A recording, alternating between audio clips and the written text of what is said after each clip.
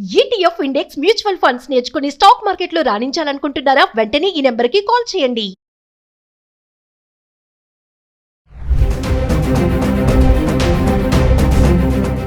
అమ్మ నమస్కారం. నమస్తే సంగీత. అమ్మ, మనుషులను చూస్తుంటే చాలా భయమేస్తుంది. అవును. ఎందుకంటే ఎప్పుడు ఎలా ఎవరు ఎలా ఉంటారో తెలియదు. మారుతున్నారో తెలియట్లేదు. అంటే అవును. జంతువులను చూస్తానన్నా కూడా హ్యాపీ అనిపిస్తుంది. అది ఈ టైంలో ఇలా బిహేవ్ చేస్తది, అవును. ఇలా అరుస్తది, ఇలా కరిచేస్తది అని చెప్పేసి ఐడెంటిఫై చేయొచ్చేమో గానీ ఉమ్. మనుషుల దగ్గరికి వెళ్తే అసలు చిన్న పిల్లలని లేదు, పెద్దవారని లేదు. వారి మనసుకు ఏది నచ్చితే అది చేసేస్తున్నారు. అవును. జగిత్యాల జిల్లా కోరుట్లలో ఉమ్. తల్లి మీద ఉన్న కోపాన్ని పాప మీద చూపించి పాపని చంపేసింది. మీకు కూడా ఈ విషయం తెలుసు అనుకుంటాను. పేపర్లో చూస్తాను. అసలు దీన్ని మన ఈ మానవ సంబంధాలన్నీ ఎందుకని ఇట్లా బలహీన పడిపోతున్నాయి, ఇంత క్రూరంగా తయారవుతున్నాయి అంటారు? ఇందాక మనం అనుకున్నట్టు మైండ్ ఏం చెప్తుంది, మనసు ఏం చెప్తుంది అని మనుషుల్లో ఈ రివెంజ్ యాటిట్యూడ్ బాగా డెవలప్ అయిపోయింది. అంటే పగ, ప్రతీకారం, వాళ్ళ మీద ప్రతీకారం తీర్చుకోవటం, ప్రతి చిన్న విషయానికి, చిన్న చిన్న విషయాలకే కోపాలు వచ్చేసి ఆ కోపం పెద్దది చేసేసుకుని వాళ్ళే అవతల వ్యక్తిని హింసించడం ఎలా, మానసికంగా బాధించడం ఎలా అనే రివెంజ్ యాటిట్యూడ్ పెరిగిపోతుంది. ఇప్పుడు జరిగే హత్యల్లో చాలా వరకు అవే, పెద్ద విశేషమైనవి ఏం కాదు. పెద్ద మనుషులు చంపుకునేంత పగలో ప్రతీకారాలు లేవు. ఓ చిన్న మాట నా మాట కాదన్నాడంటే చంపేయడమే. 10th క్లాస్ చదివే పిల్ల దాన్ని తిరుగులని వాళ్ళమ్మ తిట్టిందని వాడిని తల్లిని చంపి పారేసింది, గొంతు కోసేసామని. అది చేసిన వాడికి 19 ఏళ్ళు లేవు. దీనికి 10th క్లాస్ అంటే 14-15 ఏళ్ళు. ఈ 15 ఏళ్ళకి అంత రివెంజ్ యాటిట్యూడ్ ఎలా వస్తుంది అంటే మనుషుల్లో ఈ రకమైన లక్షణాలు ఎక్కువ అవుతున్నాయి. అంటే రివెంజ్ యాటిట్యూడ్ అనేది బాగా డెవలప్ అవుతుంది. ఇప్పుడు నువ్వు చెప్పిన కేసులో కూడా, కోరుట్ల కేసులో కూడా ఇద్దరు తోడుకోడళ్ళు, ఇద్దరు చాలా ఫ్రెండ్లీగా ఉంటారు, ఒకే ఏరియాలో ఉంటారు, వాళ్ళ భర్తలు ఎక్కడో వేరే దేశంలో ఉన్నారు, వాళ్ళు డబ్బులు పంపిస్తున్నారు, వీళ్ళు ఉంటున్నారు. అయితే ఈ చిన్న కోడలకు ఒక బలహీనత ఉంది, ఏదో బెట్టింగ్లు కాయడమో డబ్బులు జూదాల్లో వేయడమో అట్లాంటి బలహీనత ఉంది. చనువు కొద్దీ పెద్ద కోడలు మందలిస్తుండేది, నువ్వు అలా చేయకు, డబ్బులు అన్నీ వేస్ట్ చేసుకోకు, నీ పిల్లలు ఉన్నారు పెంచాలి, నీ భర్త ఎక్కడ ఉద్యోగం చేస్తున్నాడు కదా అని చెప్తుండేది. సాధారణంగా చెడు పని చేసే వాళ్ళకి మంచి చెప్తే నచ్చదు, మంచి మాటలు చెప్తే వాళ్ళకి కోపం కూడా వస్తుంది. నువ్వెవరు నాకు చెప్పడానికి అన్నట్టు. తల్లిదండ్రులు చెప్తేనే వింటల్లా, తోడుకోడలు చెప్తే వింటుందా? నచ్చేది కాదు. దానితోడు వాళ్ళ అత్తగారు కూడా కాస్త పెద్ద కోడల పట్ల ఇష్టంగా ఉండడం, పెద్ద కోడలు మంచిది, పెద్ద కోడలు చూడు ఎలా చేస్తుందో, పెద్ద కోడలు చెప్పినట్టు వింటుంది, ఇలా పెద్ద కోడల్ని కంపేర్ చేస్తూ కంపారిజన్ వచ్చేటప్పటికి ఈ అమ్మాయికి కోపం ఎక్కువైంది. అందరూ పెద్ద కోడల్ని బాగుందంటారు, పెద్ద కోడల్ని ఇష్టపడతారు, పెద్ద కోడల్ని చూస్తారు, నన్నెవరు చూడరు, నన్నెవరు పట్టించుకోరు, నేనేం ఆడితే తనకెందుకు, ఇలాగా ఆ అమ్మాయి గురించి ఒక నెగిటివ్ ఫీలింగ్ ఎక్కువైపోయింది తనకి.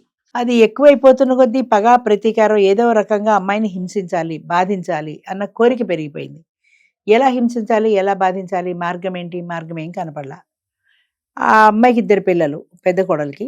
ఆడుకుంటున్న పిల్లని చూస్తే అనిపించింది, ఈ పిల్లని చంపేస్తే తల్లి బాధపడుతుంది కదా, తల్లి బాధపడటమే ధ్యేయంగానే ఈ పిల్ల ప్రాణం తీస్తున్నాను ఆలోచన ఆ క్షణంలో లేదు. దొరికితే జీవితాంతం జైల్లో ఉండాలన్న ఆలోచన లేదు, తన పిల్లలు ఏమైపోతారు, తను జైలుకి వెడితే అన్న ఆలోచన లేదు. అదే చెప్తున్న, విచక్షణ అనేది లేకపోతే ఈ మైండ్ ఇటే పెడుతుంది అంతే. దాన్ని చంపేయాలి, చంపేస్తే తల్లి బాధపడాలి, అది బాధపడుతుంటే నేను చూడాలి, నాకు మానసికమైన ఆనందం.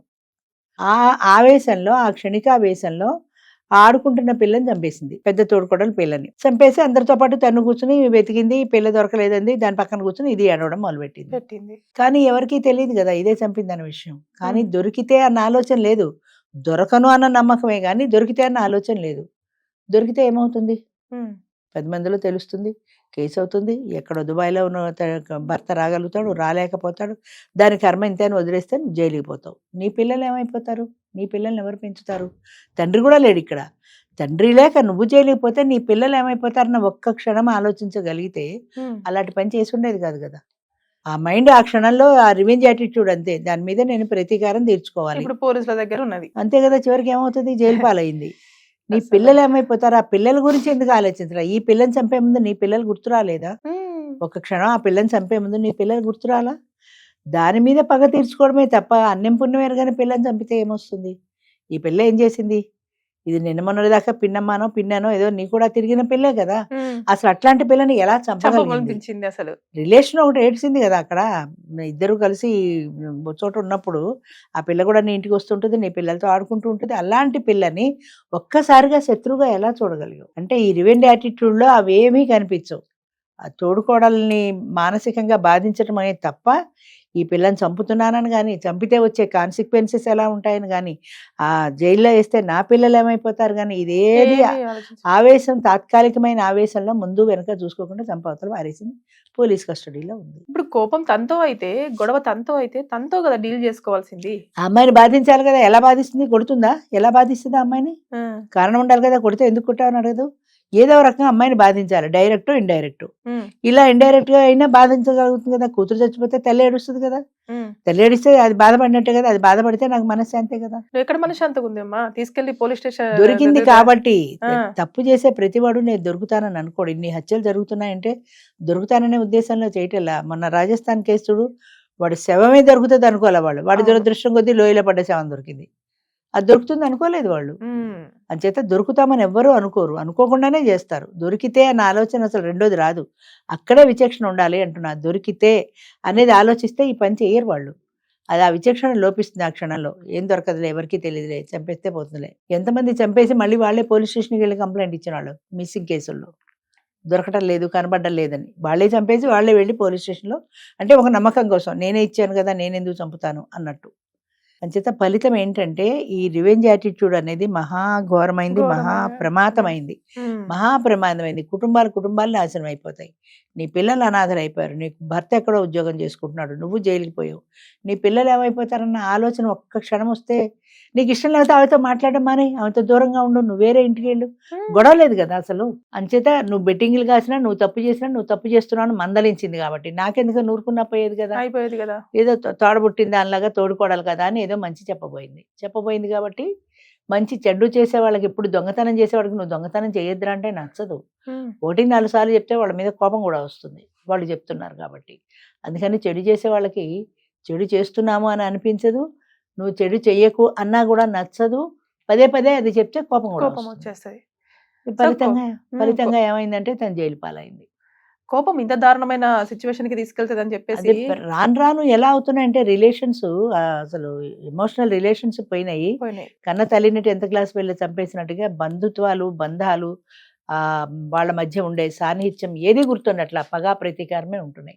ఆ పగా ప్రతీకారంలో మైండ్ ఎలా ప్రేరేపిస్తే అలా వెళ్ళిపోతున్నారు. 5 years పాప అమ్మా, పిన్ని పిన్ని అని పిలిచి ఆడుకునే పిల్ల, వీళ్ళ పిల్లలతో కనీసం ఆ థాట్ రాలేదంటే ఎంత క్రూరంగా బిహేవ్ చేసిందంటే. అదే చెప్తుంటా, ముఖ్యంగా ఆడవాళ్ళలో ఈ క్రూరత్వం ఇప్పుడు ఎక్కువ చూస్తున్నాం. ఒకప్పుడు మగవాళ్ళలో ఉండేది, ఇప్పుడు ఈ క్రూరత్వం ఆడవాళ్ళలో కనపడుతుంది. అందమైన ఆడదాని మనసు వెనకాల ఇంత క్రూరత్వం ఉందా అనిపిస్తుంది చూస్తుంటే.